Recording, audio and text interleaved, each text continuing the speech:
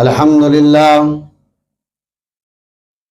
لله نحمده ونستعينه ونستغفره ونؤمن به ونتوكل عليه ونعوذ بالله من شرور أنفسنا ومن سيئات أعمالنا من يهده الله فلا مضل له ومن يضلله فلا هادي له ونشهد أن لا إله إلا الله وحده لا شريك له ونشهد أن سيدنا وشفينا وحبيبنا مولانا محمد مبارك وسلم وصلى الله تعالى على خير خلقه محمد وآله وأصحابه أجمعين والصلاة والسلام على سيد الأنبياء والصلاة والسلام على سيد الأولياء والصلاة والسلام على سيد الأتقياء والصلاة والسلام على صاحب التاج والمعراج أما بعد فقد قال الله تبارك وتعالى في القرآن الكريم والفرقان الحميد فأعوذ بالله من الشيطان الرجيم بسم الله الرحمن الرحيم أينما تكونوا يدرككم الموت ولو كنتم في بروج مشيدة صدق الله العظيم وقال النبي صلى الله عليه وسلم الموت جسر يوصل الحبيب إلى الحبيب او کما قال علیہ الصلاۃ والسلام۔ حاضرین گرامی، توحید کے پرستاروں اور شمع رسالت کے پروانوں اور ہمارے گھروں کے اندر بیٹھی ہوئی پردہ نشی ماں اور بہنوں، ابھی میں نے آپ حضرات کے سامنے ایک چھوٹی سی آیت کریمہ اور ایک چھوٹی سی احادیث مبارکہ کی تلاوت کر کے سعادت حاصل کی ہے۔ اللہ تبارک و تعالی سے دعا فرمائیں کہ اللہ تبارک و تعالی مجھے شرح صدر کے ساتھ صحیح بات کہنے کی توفیق عطا فرمائے اور ہم سامعین کو اس کے اوپر عمل کرنے کی توفیق عطا فرمائے۔ دوستو بزرگوں، آج کا یہ پروگرام اور آج کی یہ محفل ایک تعزیتی محفل ہے، ایک مرحومہ کے نام ہے۔ اسی مناسبت سے میں آپ کے سامنے گفتگو کرنا چاہتا ہوں۔ دوستو بزرگوں،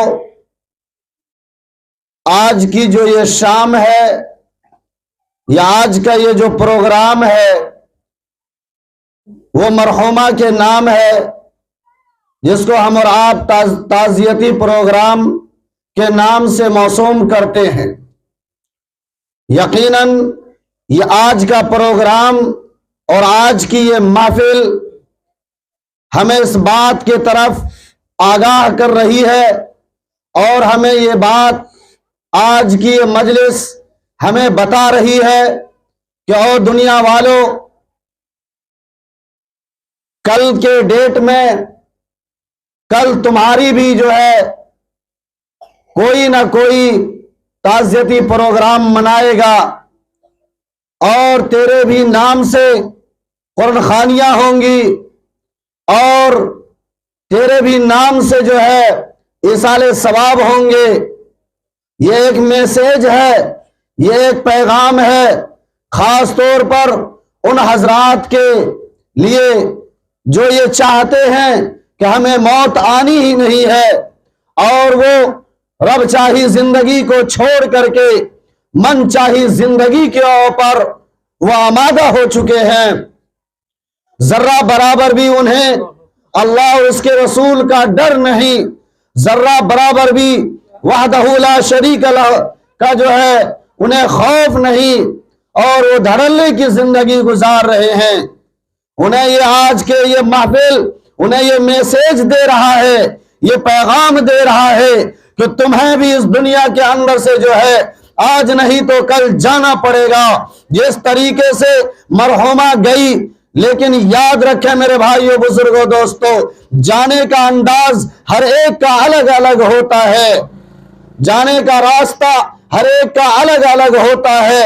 مختلف بہانے لے کر کے، کوئی ایکسیڈنٹ کے بہانے لے کر کے، تو کوئی زہر کے بہانے لے کر کے، تو کوئی پھانسی کا بہانے لے کر کے، تو کوئی جو ہے بیماری کا بہانہ لے کر کے، تو مختلف جو ہے قسم کے مختلف طریقوں سے جو ہے انداز میں یہ دنیا فانی کو چھوڑ کر کے جو ہے یہ دنیا کے اندر بسنے والے لوگ جا رہے ہیں۔ تو میرے بھائیو بزرگوں دوستو، یاد رکھیں موت جو ہے اپنے وقت پہ جو ہے متعین ہے، ایک سیکنڈ نہ آگے ہو سکتی ہے، ایک سیکنڈ نہ پیچھے ہو سکتی ہے، ایک دن نہ آگے ہو سکتا ہے، ایک دن نہ پیچھے ہو سکتا ہے۔ موت اپنے وقت پہ جو ہے آ کے رہتی ہے۔ حضرت سلیمان علیہ السلام جو ہے اپنے قوم کو خطاب فرما رہے تھے، اور جو ہے اچانک ایک آدمی جو ہے گھبرایا سا معلوم ہو رہا تھا۔ جب مجمع ختم ہوتا ہے تو وہ شخص بھاگ کر کے جاتا ہے اور کہتا ہے کہ اے نبی پیغمبر حضرت سلیمان علیہ السلام، مجھے ڈر محسوس ہو رہا ہے، مجھے خوف محسوس ہو رہا ہے۔ حضرت سلیمان علیہ السلام نے فرمایا تم کیوں ڈر محسوس کر رہے ہو؟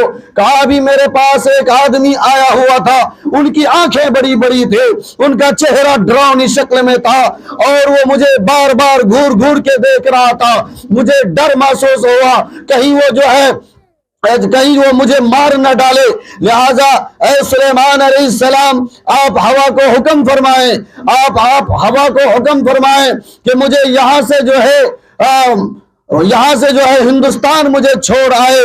تو حضرت سلیمان علیہ السلام نے اس آدمی کی بات کو رکھتے ہیں اور ہوا سے حکم کرتے ہیں کہ اے ہوا، یہ بندہ ڈرا ہوا ہے، یہ بندہ گھبرایا ہوا ہے، لہٰذا میں تجھے حکم کرتا ہوں اس کو یہاں سے لے کر کے جو ہے ہندوستان کی سرزمین پہ جا کر کے پہنچا دو۔ فوراً وہ اس کی تابعداری کرتے ہوئے ہوا جو ہے ہندوستان کی اور ہندوستان کے اندر جو ہے اس انسان کو پہنچا دیتا ہے۔ جب وہ انسان ہندوستان کے اندر آتا ہے، ہندوستان کے سرزمین پہ نمودار ہوتا ہے، فوراً وہی انسان پھر سے نمودار ہوتا ہے، اور جس سے وہ بھاگ کر کے ہندوستان آیا تھا وہ سامنے آ گیا اور جو ہے ان کے روح کو قبض کر لیا۔ میرے بھائیو بزرگوں دوستو، تو جب جا کر کے حضرت اسرائیل علیہ السلام کہنے لگے کہ رب ذوالجلال نے جو ہے اس بندے کی موت کو ہندوستان کی سرزمین پہ لکھا تھا، لیکن یہ اب تک جو ہے سلیمان علیہ السلام کے پاس یہ کیا کر رہا ہے؟ لہٰذا میرے بھائیو بزرگوں دوستو، تو اللہ تبارک و تعالیٰ نے یہ ملک الموت حضرت اسرائیل علیہ السلام کو جو ہے ان کے پاس بھیج دیا تو ان کو ڈر سا محسوس ہوا۔ انہوں نے سلیمان علیہ السلام سے کہا اور ہندوستان پہنچ گیا۔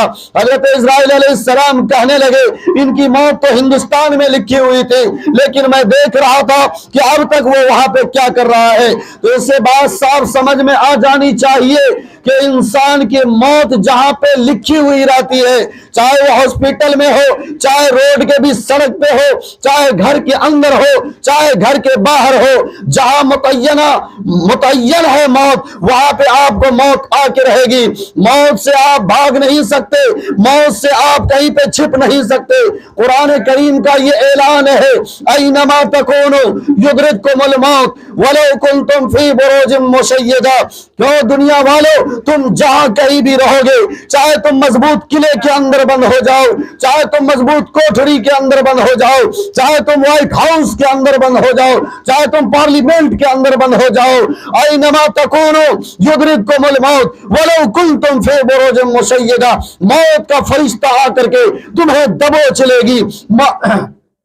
موت کا فرشتہ جو ہے آ کے تمہیں دبوچ لے گی. اور اللہ کے نبی صلی اللہ علیہ وسلم نے ارشاد فرمایا عقل مند انسان وہ ہے، عقل مند انسان وہ ہے. کسی ڈاکٹر کو عقل مند نہیں کہا جو اپنے آپ کو عقل مند کہلاتا ہے، کسی انجینئر کو عقل مند نہیں کہا جو اپنے آپ کو عقل مند کہلاتا ہے، کسی سرکاری ٹیچر کو عقل مند نہیں کہا جو اپنے آپ کو عقل مند تسلیم کرتا ہے، گاؤں کے کسی ٹھیکیدار کو عقل مند نہیں کہا جو اپنے آپ کو عقل مند تسلیم کرتا ہے، گاؤں کے کسی بڑے امیر آدمی کو عقل مند نہیں کہا جو اپنے آپ کو تسلیم کرتا ہے. اللہ کے نبی نے ہر انسانوں کو مخاطب کر کے کہا عقل مند انسان وہ ہے جو مرنے سے پہلے مرنے کی تیاری کر لیتا ہے. عقل مند انسان وہ ہے. اور اب عقل مند کا اپوزٹ الٹا برعکس کیا ہوتا ہے؟ کیا ہوتا ہے بھائی؟ نا عقل، بے عقل، یہی ہوتا ہے نا، بے عقل ہوتا ہے. تو اللہ کے نبی صلی اللہ علیہ وسلم کے یہ حدیث پاک کی روشنی میں بڑی جرأت کے ساتھ مجھے کہہ لینے دیجئے کہ جو مرنے سے پہلے مرنے کی تیاری نہیں کر رہے ہیں وہ عقل مند نہیں بلکہ وہ بے عقل پھر رہے ہیں. اللہ سے دعا کریں کہ اللہ ایسے آدمیوں کو جو بے عقل پھر رہے ہیں اس کو عقل سلیم عطا فرمائے. آمین کہہ دیجیے.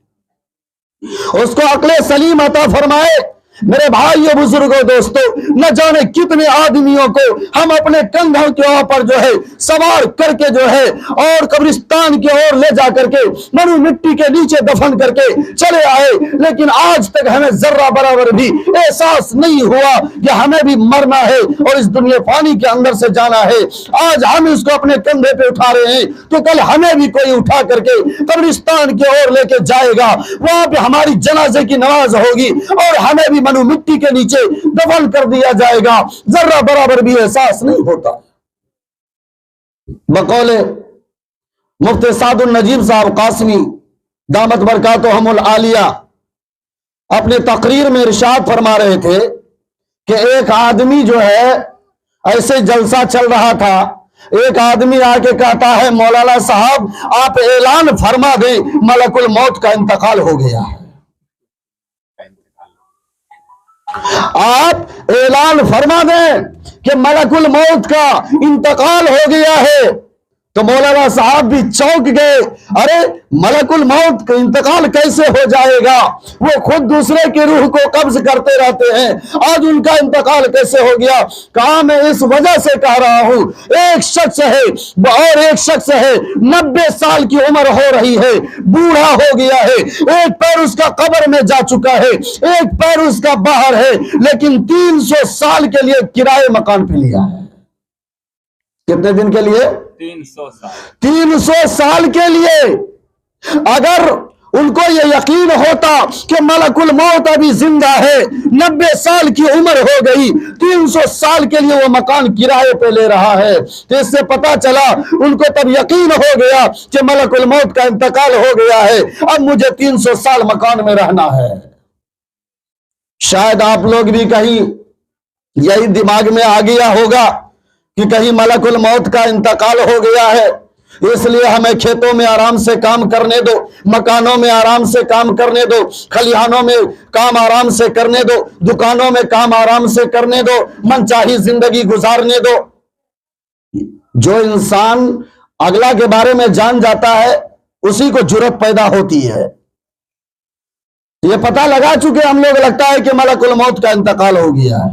کبھی ایسے غفلت میں نہیں رہنا، ایسے غفلت میں نہیں رہنا. اگر ملک الموت کا انتقال ہو جاتا تو آج یہ تعزیتی پروگرام ہم کرتے ہوئے نظر نہیں آتے. اگر ملک الموت کا انتقال ہو جاتا آئے دن ہم قبرستان نہیں جاتے. ملک الموت کا انتقال ہو جاتا آئے دن لوگوں کے جنازے میں ہم شرکت نہیں کرتے. یہ جنازے میں شرکت کرنا اور قبروں پہ جا کے مٹی ڈالنا، تعزیتی پروگرام کرنا، یہ ہمیں میسج دے رہا ہے، یہ ہمیں پیغام دے رہا ہے کہ اے دنیا والوں سنبھل جاؤ، اپنے اعمال کو بناؤ، اچھے اعمال پیدا کرو اپنے اندر. کیونکہ جب انسان مرتا ہے، جب قبرستان کی اور جاتا ہے، تو اللہ کے نبی نے فرمایا 3 چیزیں ان کے ساتھ میں جاتی ہیں۔ یہ حدیث پاک موجود ہے، 3 چیزیں جاتی ہیں۔ ایک ان کا مال جاتا ہے، دوسرا ان کا رشتہ دار جاتا ہے، تیسرا ان کا اعمال جاتا ہے۔ اللہ کے نبی نے فرمایا 2 چیزیں واپس آ جاتی ہے، ان کا مال بھی واپس آ جاتا ہے، ان کا رشتہ دار بھی واپس آ جاتا ہے۔ اگر ان کے ساتھ میں کوئی چیز رہتی ہے تو وہ ان کا اعمال رہتا ہے، وہ ان کا اعمال رہتا ہے۔ اگر اعمال اچھا ہے، قبر آپ کا استقبال کرتی ہے، قبر آپ کو جو ہے جنت کا لباس دے دیتی ہے۔ اگر آپ کا جو ہے اعمال اچھے رہتے ہیں، قبر حد نگاہ کشادگی کا معاملہ کرتی ہے۔ اگر آپ کے اعمال اچھے نہیں رہتے ہیں تو قبر جو آپ کے ساتھ میں تنگی کا معاملہ کرتی ہے، قبر آپ کے ساتھ میں تنگی کا معاملہ کرتی ہے۔ میرے بھائیوں، بزرگوں، دوستوں، حضرت ابو ذر غفاری رضی اللہ تعالیٰ عنہ، حضرت فاطمہ الزہرا، حضرت فاطمہ الزہرا رضی اللہ تعالیٰ عنہ کو قبر میں اتار رہے ہیں۔ اتارتے سمے پہ قبر سے مخاطب ہوتے ہیں کہ اے قبر، تجھے معلوم ہونی چاہیے کہ تیرے آج اندر جو ہے کیسی ذات کو میں حوالے کر رہا ہوں، کیسی شخصیت کو جو ہے آپ کے حوالے کرنے جا رہا ہوں، تجھے معلوم ہونی چاہیے۔ یہ حضور پاک سرور کونین فخر موجودات احمد مصطفیٰ سب کہہ دو صلی اللہ علیہ وسلم کی جو ہے لخت جگر نور نظر بیٹی کو جو ہے میں آپ کے حوالے کر رہا ہوں۔ شیر خدا حیدر قرار حضرت علی المرتضیٰ کے بیوی کو تیرے حوالے کر رہا ہوں۔ شہیدان کربلا حضرت امام حسین کے اور حسن کے جو ہے ماں کو تیرے حوالے کر رہا ہوں۔ ذرہ برابر بھی گستاخی نہیں کرنا۔ توجہ ہے ادھر؟ ہاں بالکل توجہ ہے تو میں بات کو آگے کروں گا۔ حضرت ابو ذر غفاری رضی اللہ تعالیٰ عنہ قبر سے مخاطب ہو رہے ہیں کہ اے قبر، ذرہ برابر بھی جو ہے فاطمہ کے ساتھ میں گستاخی نہیں کرنا، اس لیے کہ یہ شیر خدا حیدر قرار علی المرتضیٰ کی بیوی ہے اور شہیدان کربلا حضرت امام حسین کی جو ہے یہ ماں ہے، اور حضرت حسن کی جو ہے یہ ماں ہے، اور اس کے بعد جو ہے سب سے بڑی بات یہ ہے کہ کالی کملی والے کی لخت جگر ہے صلی اللہ علیہ وسلم، لگتے جگر ہے۔ ذرہ برابر بھی جو ہے ان کے ساتھ میں گستاخی کا معاملہ نہیں کرنا۔ لیکن رب ذوالجلال جو ہے وہ قبر کو جو ہے گویائی کی طاقت دیتے ہیں، بولنے کی طاقت دیتے ہیں۔ قبر کے اندر سے آواز آتی ہے، ذرا توجہ دینا اس بات کے اوپر۔ ذرا چائے کی بھی چسکی لیتے رہو لیکن کان میرے طرف رکھو، ہاں، اور منہ کو جو ہے چائے کی طرف رکھو۔ چائے بھی کم نہیں ہے، چائے پی کے جب پردھان منتری بن سکتا ہے۔ تو میرے بھائیو، قبر کیا جواب دیتی ہے وہ توجہ سننا، اور وہ لوگ غلط فہمی میں نہیں رہنا جو کہتے ہیں ہم اس سے بیعت ہو چکے ہیں، ہم اس کے مرید بن چکے ہیں۔ ارے مرید بن گئے تو کیا ہوا؟ پتہ نہیں پیر صاحب بھی جنت میں جاتا ہے کہ جہنم میں جاتا ہے، کسی کو پتہ نہیں ہے، کسی کو پتہ نہیں۔ اور سب سے بڑکا پیر صاحب یہ ناچیز خاکسار اس کو تسلیم کرتا ہے جو نبی پاک صلی اللہ علیہ وسلم کے سنت کے مطابق زندگی بسر کرتا ہے۔ سبحان اللہ۔ سب سے بڑا پیر صاحب ہے، سب سے بڑے ولی ہے وہ۔ اس وقت کے ہوا میں اڑنے کا نام ولی نہیں، سمندر میں جو ہے تیرنے کا نام ولی نہیں۔ حضرت قول ہے کہ اگر ہوا میں اڑنے کا نام ولی ہوتا، یہ چڑیا اور یہ جتنی چیزیں، جتنے پرندے اڑتے ہوا میں، سب اللہ کے ولی نظر آتے۔ اور اگر سمندر میں تیرنے کا نام ولی ہوتا تو جتنی بھی مچھلیاں ہیں، مگرمچھ ہیں، جتنے بھی مخلوق ہیں اللہ کے پانی کے اندر جو تیرتی رہتی ہے، چلتی رہتی ہے، یہ سب اللہ کے ولی نظر آتی۔ پانی پہ چلنے کا نام ولی نہیں، ہوا میں اڑنے کا نام ولی نہیں، بلکہ ولی نام ہے اتباع رسول کا۔ ولی نام ہے اتباع رسول کا۔ جو ولی ہوگا نماز کی پابندی ہوگی، جو ولی ہوگا نبی کا طریقہ ہوگا، جو ولی ہوگا اس کے اندر نبی کی عادتیں ہوں گی، جو ولی ہوگا نبی کے اخلاق، نبی کے کردار، نبی کے شباہت، ساری چیزیں نبی کے اس کے اندر ہوں گے۔ تو میرے بھائیو، بزرگوں، دوستو، توحید کے پرستاروں تمہیں وہ بات نہیں بتایا؟ قبر کے اندر جب اللہ نے گویائی کی طاقت دیا تو قبر بول پڑتی ہے، قبر جواب دیتی ہے کہ اے ابو ذر غفاری، یہاں پہ خاندانی رشتہ نہیں چلتا، یہاں پہ خاندانی رشتہ نہیں چلتا، یا شیخ کی بیٹی ہے یا سید کی بیٹی ہے، یہاں رشتہ داری نہیں چلتا، یہ ولی کی بیٹی ہے یا نبی کی بیٹی ہے یا مفتی کی بیٹی ہے یا ولی کی بیٹی ہے، یہ مرید کی بیٹی ہے، یہاں پہ جو ہے وہ سلسلہ نہیں چلتا، یہاں تو اعمال چلتا ہے، یہاں اعمال چلتا ہے۔ یہاں اگر فاطمۃ الزہرا کے اعمال اچھے ہوں گے تو ہم اس کے ساتھ میں اچھائی کا معاملہ کریں گے، اگر فاطمہ کے اعمال اچھے نہیں ہوں گے تو ہم ان کے ساتھ میں برائی کا معاملہ کریں گے۔ انصاف ہے، یہاں پہ خاندانی رشتہ نہیں چلنے والا ہے، اس لیے کوئی کسی سے بیعت ہو اور مرید بنے ہوئے ہو تو میرے بھائیو یہ غلط فہمی میں نہیں رہیے گا کہ جو ہے پیر صاحب ہم کو پہنچا دیں گے اور جو ہے فلاں صاحب ہم کو جنت میں پہنچا دیں گے، پتہ نہیں وہ خود پہنچ پائیں گے یا نہیں پہنچ پائیں گے، کسی کو معلوم نہیں ہے، تو ہم کو کیسے پہنچائیں گے؟ اگر ہم کو کوئی پہنچائیں گے تو وہ نبی کی ذات ہے، اگر ہم کو کوئی پار کرائیں گے، اگر کوئی کسی کی شفاعت ہم پہ قبول ہوگی تو وہ نبی کی ذات ہے، نبی کی شفاعت کے بنا پہ ہم جنت جائیں گے۔ اور میرے بھائیوں جب نبی کی شفاعت پہ ہم جنت جائیں گے تو نبی کے طور و طریقہ کو بھی انشاءاللہ ہم اپنائیں گے، اپنائیں گے نا بھائی انشاءاللہ جی۔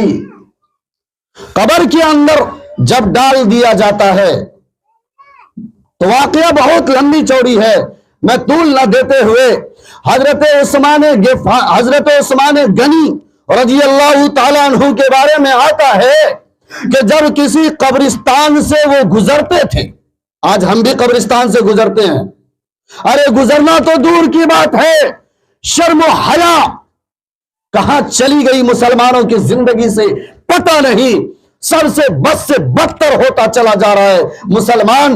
آج ہم قبرستان جاتے ہیں تو قبرستان میں ان مرحومین کے ادب کرتے ہوئے ہم اپنی چپلیں باہر کھول لیتے ہیں، صحیح بات ہے کہ نہیں کھولتے ہیں؟ تاکہ ہماری چپل کے ساتھ میں کسی قبر کے اوپر ہماری چپل نہ چلی جائے تو کوئی گناہ کی بات نہیں ہے، یہ بھی بتاتے رہے، کوئی گناہ کی بات نہیں ہے، لیکن ہم اس کے ادب کر رہے ہیں۔ لیکن مسلمانوں نے ادب کا صلہ کیا دیا؟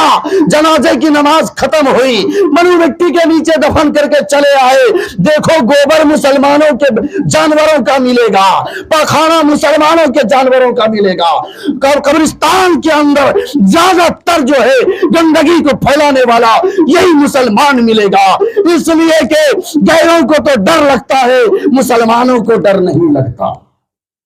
کوئی غلط تو نہیں بول دیا میں؟ صحیح بات ہے نا؟ دیکھو جا کر کے قبرستانوں کا حال، کبھی کبھی ہم قبرستانوں میں بول دیتے ہیں، یہ گندگی کو دیکھتے ہوئے میں چپل پہن کر کے چلنا پسند کرتا ہوں، چپل پہن کے چلنا پسند کرتا ہوں، اس لیے کہ کم سے کم گندگی سے تو ہم بچ جائیں گے۔ میرے بھائیو اگر اتنا ادب کرنا آپ جانتے ہو کہ باہر ہی قبرستان کے چپل کھول سکتے ہیں تو قبرستان میں جو انسان گندگی پھیلا رہا ہے انشاءاللہ ہم اس پہ رکاوٹ بھی ڈالیں گے، ہم اگر کوشش کریں گے تو وہ گندگی رک سکتی ہے، وہ کیا کہتے ہیں غلاظت دور ہو سکتی ہے، لیکن زیادہ تر یہ غلاظت کو مسلمان ہی پھیلا رہا ہے، جبکہ النظافۃ شطر الایمان، تاکہ صفائی کو آدھا ایمان کہا گیا، ایمان کا ایک جز کہا گیا، ایمان کے حصہ کہا گیا، لیکن آج سڑکیں اگر گندی ہیں تو مسلمانوں کی ہیں، محلے گندے ہیں مسلمانوں کے ہیں، اگر جو ہے گلیاں گندی ہیں تو مسلمانوں کے ہیں، ہے نہیں بھائی؟ اگر گندگی زیادہ ہے خود بخود احساس ہو جاتا ہے نہیں یہ مسلمان کا محلہ ہے، جانوروں کو سڑکوں پہ باندھ دیں گے۔ معلوم کرو میرے نبی پاک صلی اللہ علیہ وسلم نے ہر ایک کے طریقہ بتائے ہیں، سڑکوں کے حقوق ہیں، سڑکوں کے حق ہے، راستوں کے حق ہے، یہاں تک کہ اور سایہ دار درخت ہے تو اللہ کے نبی نے فرمایا وہاں پہ غلاستیں نہ کرو، وہاں پہ پیشاب نہ کیا کرو۔ کیوں؟ اس لیے کہ وہ سایہ دار درخت ہے، آدمی تھک کے آئیں گے تو وہاں پہ آرام فرمائیں گے۔ ارے میرے نبی نے ایسے ایسے راستے بتائے۔ چھوٹی چھوٹی باتوں کو اگر لیں تو کوئی ایسی چیز نہیں ہے جو ہمارے نبی پاک حضرت محمد مصطفیٰ صلی اللہ علیہ وسلم نے بتا کے نہیں۔ تو میرے بھائیوں، اعمال اچھے ہوں گے تو قبر آپ کا استقبال کرے گی، اعمال اچھے ہوں گے، سوالوں جو جواب ہوں گے۔ تو میں بات کر رہا تھا کہ حضرت عثمان غنی رضی اللہ تعالیٰ عنہ جب کسی قبرستان سے گزرا کرتے تھے تو آپ اس قدر جو ہے دہاڑے مار کر روتے تھے کہ آپ کے آنسوؤں سے جو ہے آپ کی داڑھی مبارک جو ہے تر ہو جایا کرتے تھے۔ صحابہ کرام نے کہا اے عثمان غنی، آپ کے سامنے جو ہے جنت کا ذکر کیا جاتا ہے، جہنم کا تذکرہ کیا جاتا ہے، آپ اس پر اس قدر نہیں روتے جتنا قبر کو دیکھ کر روتے، جتنا قبر کو دیکھ کر روتے۔ کیا جواب دیا؟ کیا جواب دیا حضرت عثمان غنی نے؟ حضرت عثمان غنی رضی اللہ تعالیٰ عنہ نے جواب دیا کہ القبر اول من منازل الآخرہ، قبر جو ہے آخرت کی منزلوں میں سے سب سے پہلی منزل ہے۔ قبر آخرت کی منزلوں میں سے سب سے پہلی منزل ہے۔ فَإِنَّ نَجَا مِنْهُ فَمَا بَعْدَهُ أَيْسَرُ مِنْهُ، اگر اس سے نجات مل گئی تو بعد والی آنے والی جتنے بھی منزلیں ہیں وہ ساری منزلوں سے ان کو نجات مل جائے گی، یعنی اس سے کہیں زیادہ وہ منزلیں آسان ہوں گی۔ فَإِن لَمْ تُنْجِ بِهِ، اگر اس سے نجات نہ ملی، اگر یہاں پہ ہماری گاڑی پھنس گئی، فما بعدہ اشد منہ، تو اس کے بعد والی منزلیں اس سے کہیں زیادہ خطرناک ہوگی، اس سے کہیں زیادہ سخت ہوگی۔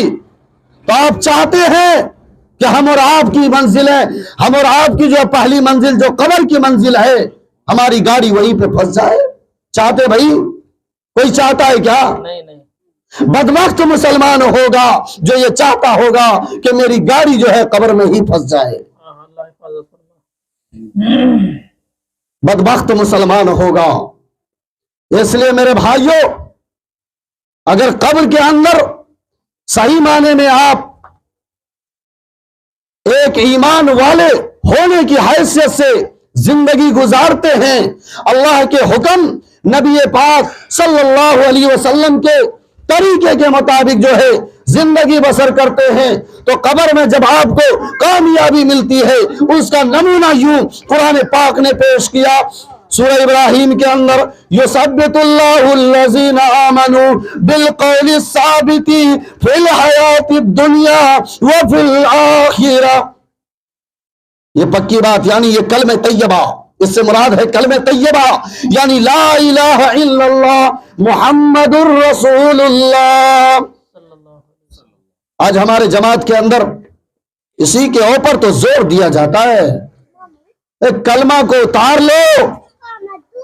جہاں تک اب پڑھنے کی بات کرو گے تو میں کہوں گا آج کل کے بوڑھے مسلمان سے اچھا جو ہمارے غیر مسلم کلمہ پڑھتے نظر آ رہے ہیں۔ غیر مسلم تو کیا ہو گیا؟ وہ جنت مل جائیں گے کیا؟ جنت میں چلے جائیں گے؟ نہیں، پڑھنا کمال نہیں ہے، بلکہ اس کے اوپر یقین کرنا، اس کو دل کے اندر اتارنا، یعنی جو کچھ بھی ہوتا ہے ایک اللہ سے ہوتا ہے، یہ یقین اپنے اندر اتارنا۔ اللہ کے نبی پاک صلی اللہ علیہ وسلم نے ارشاد فرمایا کہ درخت کے اندر جو پتے ہوتے ہیں اس کے بارے میں کہا کہ پتا اس وقت تک نہیں ہل سکتا جب تک کہ اللہ کا حکم نہیں ہوتا ہے۔ جب تک کہ اللہ کا حکم نہیں ہوتا تو وہ شجر، وہ درخت کا پتا بھی اپنی طرف سے نہیں ہلتا۔ یہ یقین اپنے اندر جما لو،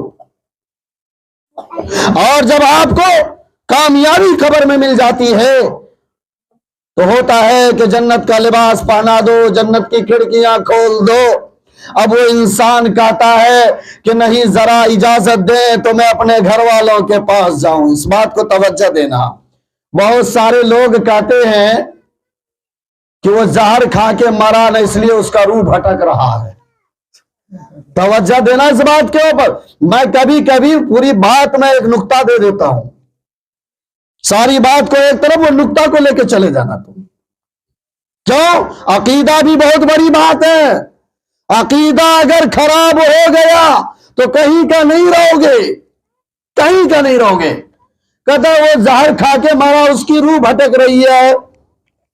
میں کہتا ہوں اگر ایسی روح آ جائے تو 4 پہنا گھینچ کر کے مارو، 4 پہنا گھینچ کر کے مارو اس کو، روح بھٹک رہی ہے۔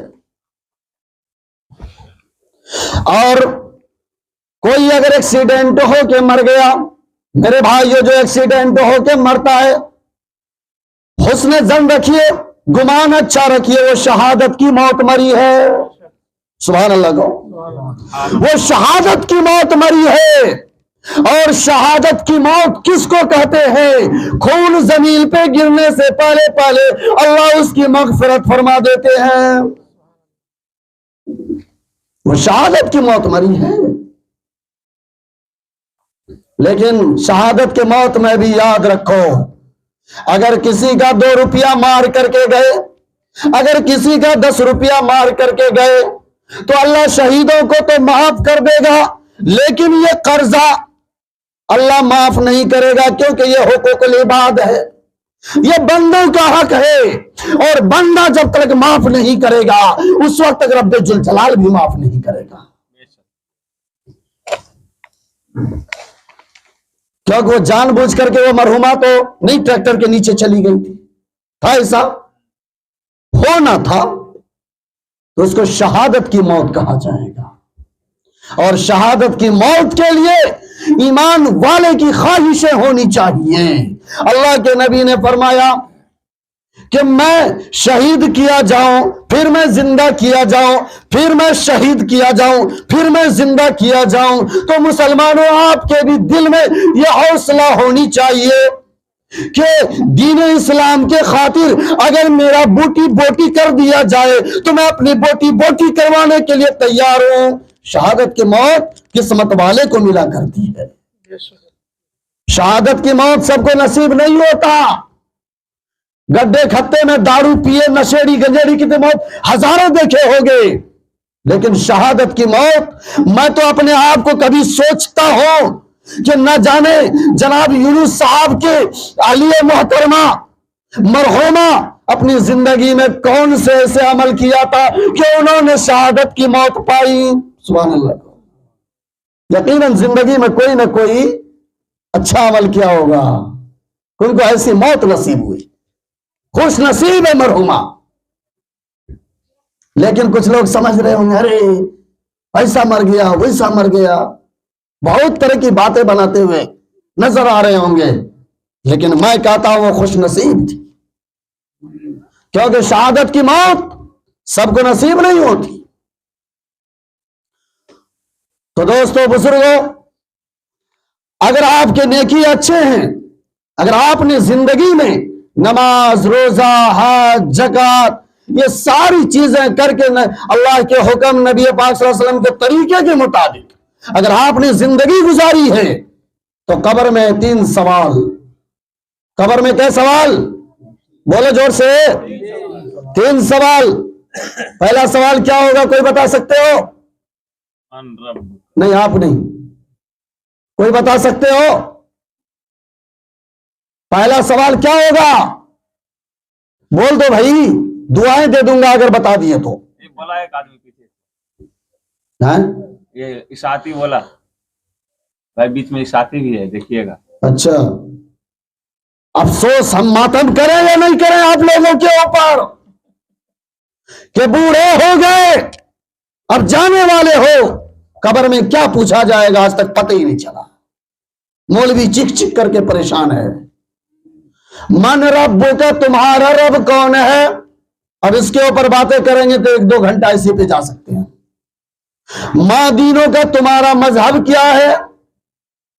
मां कुंतु तक़ूलु लिरजुलि हाज़ा रजुलि मोहम्मद सल्लल्लाहु अलैहि वसल्लम, तुम मोहम्मद सल्लल्लाहु अलैहि वसल्लम के बारे में क्या अकीदा रखते हो, इसके बारे में क्या जानते हो, इसके बारे में क्या तुम्हें गुमान है? अमाल अच्छे हैं, नबी के अगर हमारे जिंदगी में तरीका है तो यकीनन नबी के बारे में बर्दाश्ता होके बता देंगे। आज कम वक्तों से पूछो फला फिल्म का डायरेक्टर कौन है, तुरंत बताएगा।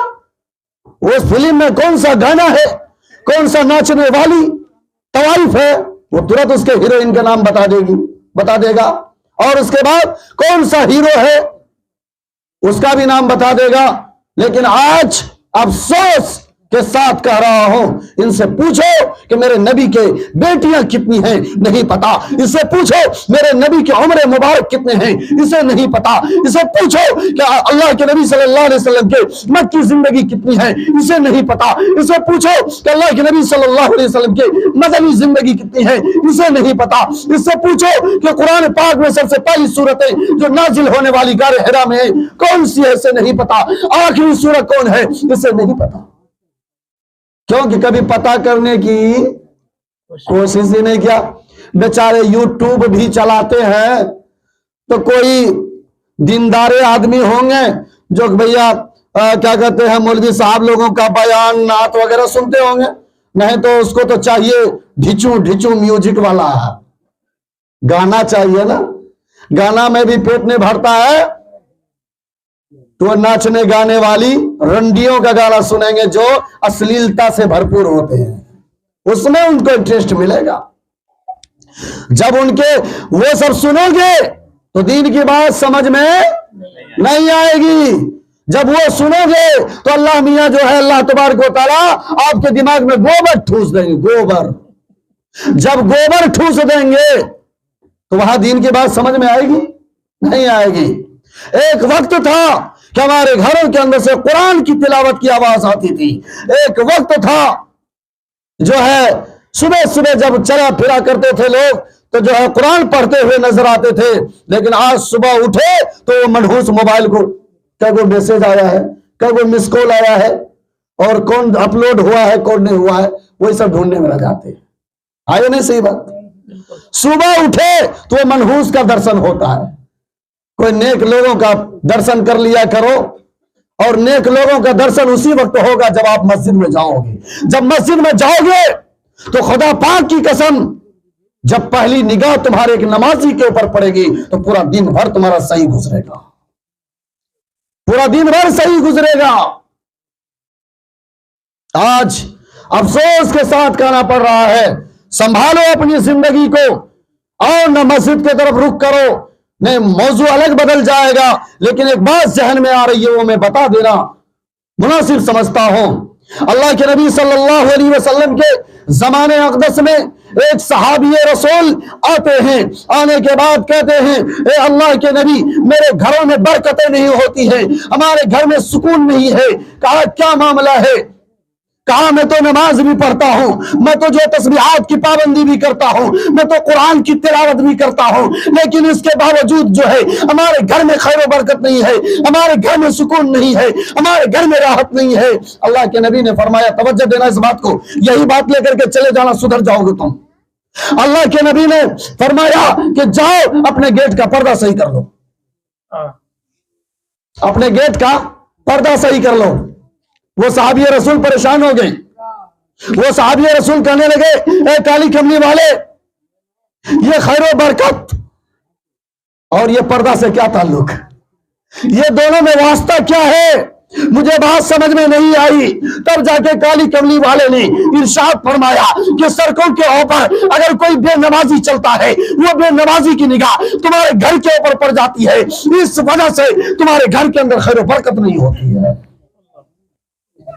किसी बेनमाजी की निगाह तुम्हारे घर में पड़ जाती है, اس وجہ سے تمہارے گھر میں خیر و برکت نہیں ہوتی ہے، اس لیے گھر کے گیٹ کا پردہ صحیح کر لو۔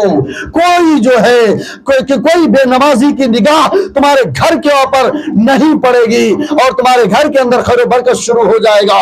اس مناسبت سے مجھے ایک شعر کہہ لینے دیجئے کہ برباد گلستہ کرنے کو ایک ہی الو کافی تھا، برباد گلستہ کرنے کو ایک ہی الو کافی تھا، ہر شاخ پہ الو بیٹھا ہے، انجام گلستہ کیا ہوگا؟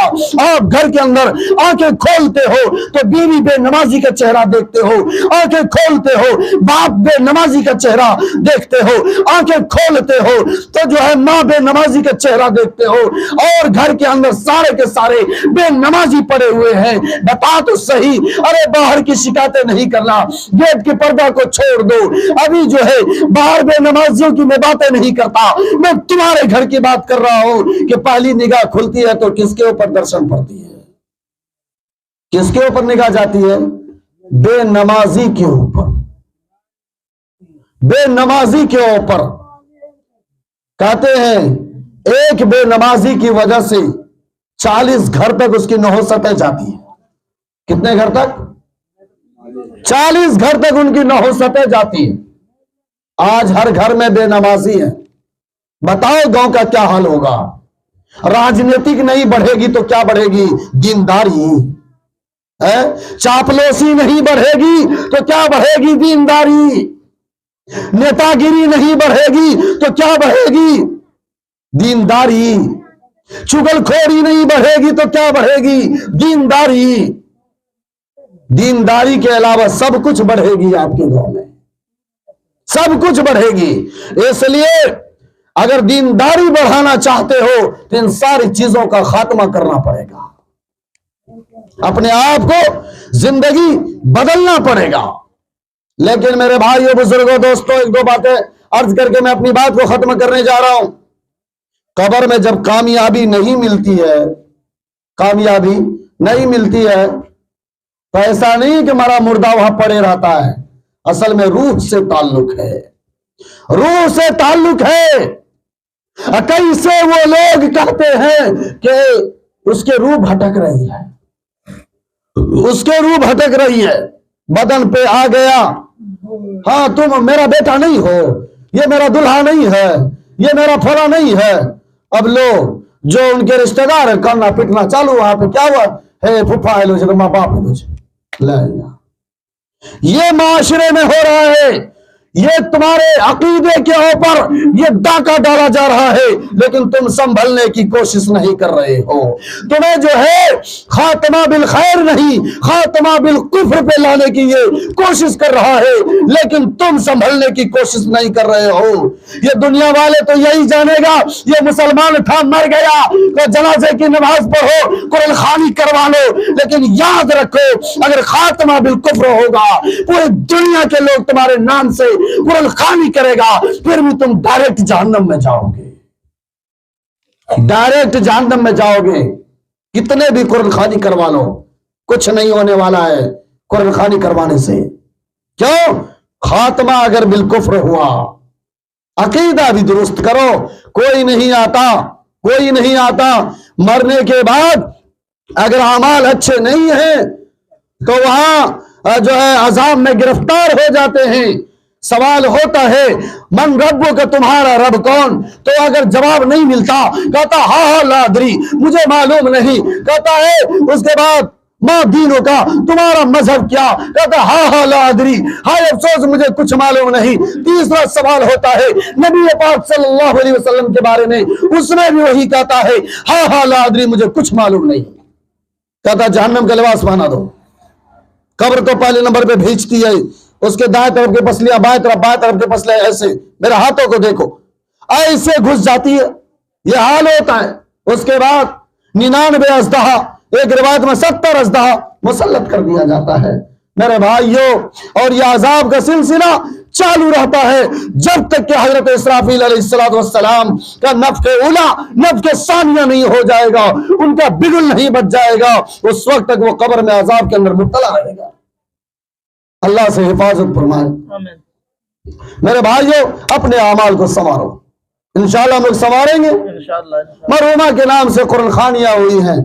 میں ان کے اولاد کو کہوں گا کہ ایک درخواست ہے عزیزانہ کہ ان کے نام سے جو بھی آبن پڑتا ہے آپ کے طرف سے ان کے نام سے تسبیحات کی پابندی ہونی چاہیے، اور ان کے طرف سے جو ہے آپ جو ہے قرآن ہدیتاً آپ مدرسوں میں دیں، یا جو بچے پڑھ رہے ہیں ان کے نام سے دیں، ان کے نام سے مسجدوں کے اندر حصہ لیں، ان کے نام سے جو مدرسوں کے اندر حصہ لیں.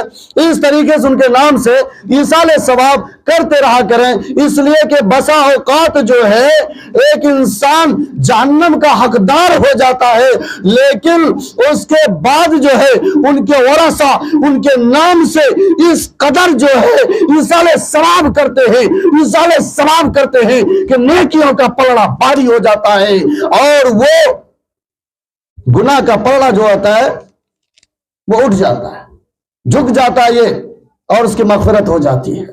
اس لیے زیادہ سے زیادہ کریں.